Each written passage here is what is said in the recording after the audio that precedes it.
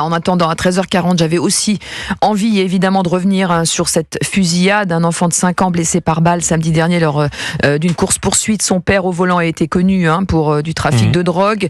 Alors Rennes, qui est souvent vue comme une ville paisible, n'est en fait pas épargnée par ce fléau. Écoutez David Levaux, secrétaire régional Bretagne Unité. Il était l'invité ce matin sur CNews. Depuis maintenant plusieurs années, Rennes est devenue une ville qui est extrêmement criminogène, où le trafic de stupéfiants a explosé, où les règlements de compte entre bandes sont aujourd'hui notre quotidien et le quotidien des policiers qui interviennent sur la voie publique. On a l'impression qu'on a été un no man's land pendant des années où finalement Rennes était toujours une ville tranquille. Mais non, ça fait longtemps que c'est plus une ville tranquille. Ça fait longtemps que la population a peur de sortir, peur de laisser ses enfants dehors. Et voilà aujourd'hui le constat qu'on peut faire. Et aujourd'hui, on en arrive à des situations où on est prêt à allumer l'autre et à tuer des gens sans regarder les dommages collatéraux que ça peut causer, puisque de toute façon le rapport à la mort, ces gens-là n'en ont plus. Ils sont complètement désinhibés et ils en ont d'ailleurs rien à faire. Narcotrafic, narcomicide et désormais narco-racaille. Oui. C'est le terme qu'a employé Bruno Retailleau pour qualifier... Alors avec un nouveau drame, enfant donc, père défavorablement connu des services de police. Qui d'ailleurs a tenté d'amener son enfant chez sa mère à un autre endroit. Et je lisais dans la presse ce matin un habitant de ce quartier qui disait mais on a la vie totalement pourrie au quotidien par ce trafic de drogue, alors que tout pourrait aller si bien, il y a une piscine, une bibliothèque, des commerces, on pourrait vivre heureux, mais notre quotidien est donc bouffé, j'ai envie de dire, envahi par ce fléau. Il y a une chose qu'il n'y a pas dans ce quartier, c'est un commissariat. C'est-à-dire là, on fait appel de nouveau à une compagnie de CRS. La CRS 82 qui est déployée. Mais les habitants demandent un commissariat depuis des années dans ce quartier.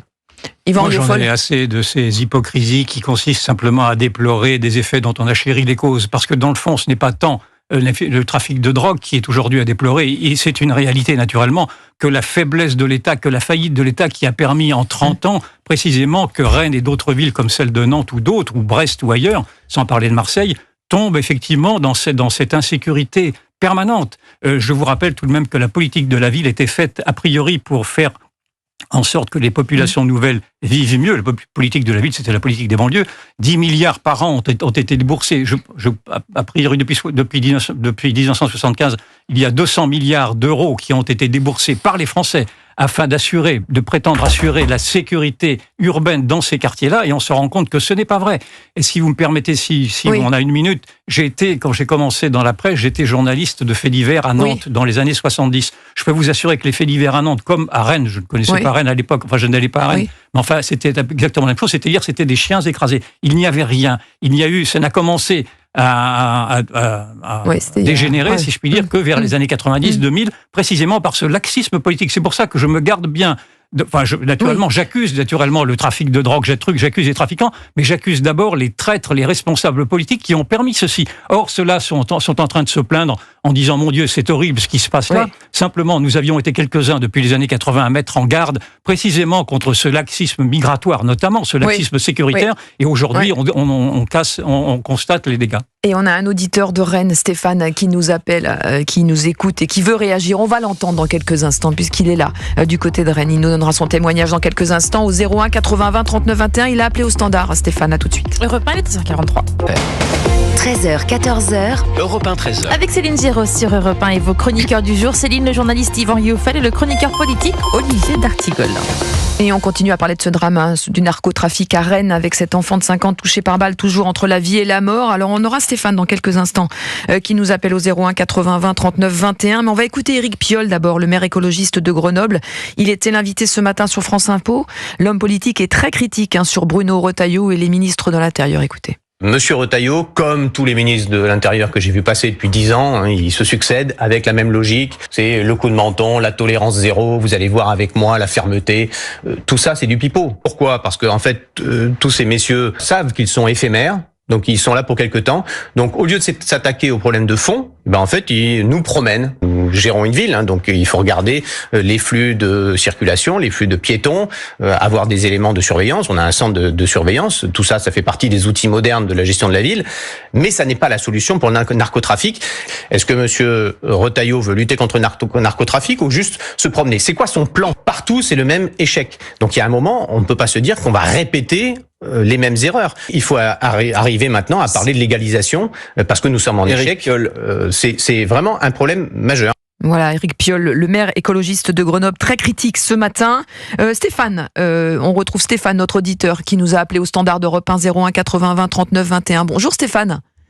Bonjour. Merci d'être avec nous en direct. Alors vous nous écoutez à Rennes. J'imagine que vous êtes particulièrement touché par ce qui s'est passé samedi soir.